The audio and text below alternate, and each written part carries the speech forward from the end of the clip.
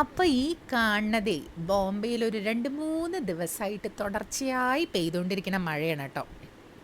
നമ്മുടെ നാട്ടിലൊക്കെ ആണെങ്കിൽ മഴ തുടങ്ങിയ ഇടയ്ക്കൊന്ന് നിൽക്കും, പിന്നൊന്ന് പെയ്യും, അങ്ങനെയൊക്കെയല്ലേ. പക്ഷെ മുംബൈയിൽ അതല്ല. മുംബൈയിൽ മഴ അങ്ങോട്ട് തുടങ്ങിയ ഒരു 2-3 ദിവസമായിട്ട് തുടർച്ചയായിട്ടുള്ള മഴയാവും. കുട്ടികളൊക്കെ അവധിയായിരിക്കും.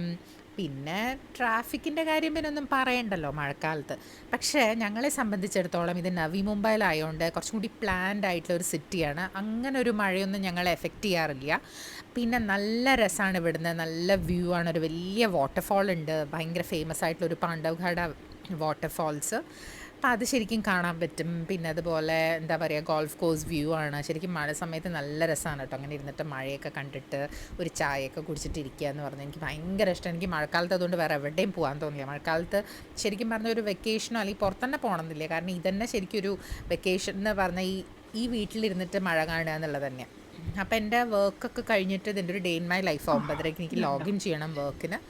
വൈകുന്നേരം 5-5:30 കഴിഞ്ഞിട്ട് ഞാനൊന്ന് എൻ്റെ ചെടിച്ചട്ടികളെ നോക്കാൻ വന്നത്. അപ്പോൾ ഈ കാണുന്ന സർഫ് എക്സലിൽ ഞാൻ കുറച്ച് ചെടികൾ നട്ടിട്ടുണ്ട്. അതെന്താണെന്ന് വെച്ചാൽ നമ്മൾ എന്തായാലും ഈ പ്ലാസ്റ്റിക് കണ്ടെയ്നേഴ്സൊക്കെ പുറത്ത് നമ്മൾ കളയണം. എന്തായാലും അത് മാലിന്യം കൂട്ടുകയാണ് നമ്മൾ ചെയ്യണത്. അപ്പോൾ ഇങ്ങനത്തെ സംഭവങ്ങളിൽ കുറച്ച് നന്നായി കഴുകിയിട്ട് കുറച്ച് ഹോളൊക്കെ വെച്ചിട്ട് ഡ്രെയിനേജിനുള്ള ഓപ്ഷനൊക്കെ കൊടുത്താൽ നമുക്ക് നമ്മുടെ പ്രകൃതിയെയും സംരക്ഷിക്കാം അല്ലേ. അപ്പോൾ ഇതിൽ കുറച്ചൊക്കെ പെയിൻ്റ് അടിക്കണമെങ്കിൽ പെയിൻ്റൊക്കെ അടിച്ചിട്ടൊന്ന് വേണമെങ്കിൽ ആ സർഫ് എക്സൽ എന്നുള്ളതൊക്കെ ഒന്ന് മാറ്റാം. അപ്പോൾ ഇങ്ങനെയൊക്കെ ഒരു കാര്യങ്ങൾ നമുക്ക് ചെയ്യാൻ പറ്റുന്ന ചെറിയ ചെറിയ കാര്യങ്ങൾ പ്രകൃതിയോട്. പിന്നെ അതൊക്കെ കഴിഞ്ഞിട്ട് ഞാനിങ്ങനെ റിലാക്സ്ഡ് ആയിട്ട് ടി വി കാണുകയാണ്. കാരണം രാവിലെ തൊട്ടിട്ട് വർക്കാണ്. അപ്പോൾ ഒരു 5-5:30 കഴിഞ്ഞാൽ ഒന്ന് ഫ്രീ ആവും.